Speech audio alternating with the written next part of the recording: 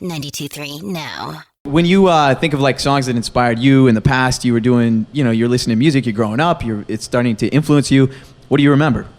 Well, you mean for that song or just? What's a song that stands out? Maybe influenced you as you headed down your musical path. Well, I mean, for Best Day of My Life, it uses a lot of African percussion. And it wasn't necessarily a song that inspired me behind, the beat or the rhythm or even the instruments that were used. I had a mentor back in San Antonio that, I learned everything from, basically, about that world. And that was really what was kind of inspiring. Was it the percussive parts of music that you really fell in love with, or do you remember just sort of liking certain artists? Well, I mean, it was definitely the percussive part that I loved. Yeah, that's always the first thing I listened to. Yeah, well, I think I have a kid right now, and he started drumming beats. He'll kind of follow along to music now, and I'm like, wow, man, he might actually have some talent because I can't do any of that. Oh, you better foster that. Yeah, is that the deal? So what's the first move that you have to make to get somebody into drumming or percussion in some Pots and pans, man. Okay, good. Great. That's what me and all my neighbors were hoping you were going to say.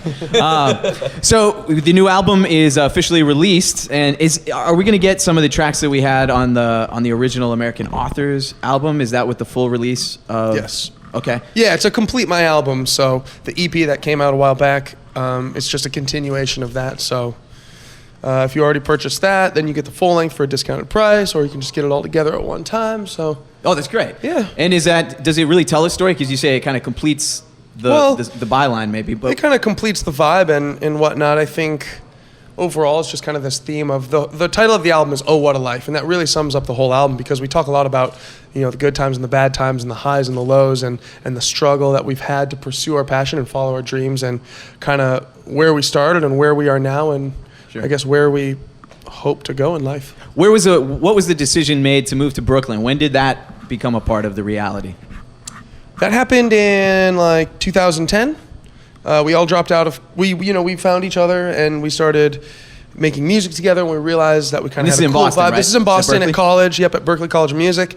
But we wanted to take our music to the next level, so we figured, let's drop out of school, move to Brooklyn.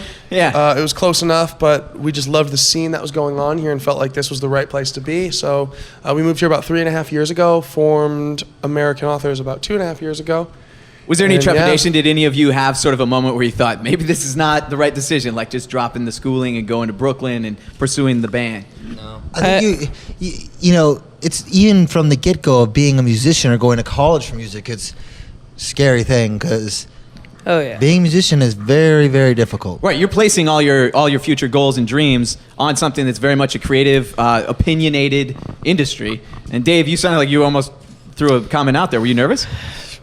My parents. Yeah, of course, right? Somebody's He spent many nights crying. I spent many nights crying. Yeah, but I don't think any of us actually second guessed it.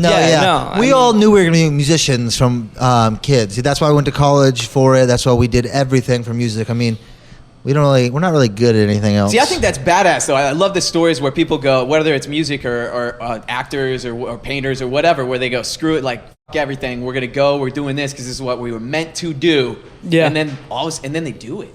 I feel like if you take a parachute up in a plane, you might as well jump, right? Yeah, absolutely. As long as somebody packed it, they knew what the hell they were doing. But that's what it is. You guys feel like you had those tools. You grew up. You have the resources. You got it inside of you.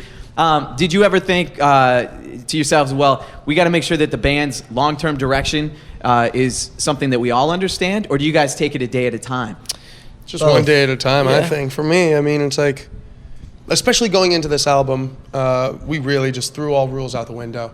And it was just really about, once again, doing what we love, creating music that we like, and just kind of being ourselves, just to the fullest. And I think with that and doing that and adding in all of our influences, like what Matt was talking about with the African, Latin percussion and whatnot, and just all these different styles, I think that's when we really found who we are as a band and, where we really thrive as musicians.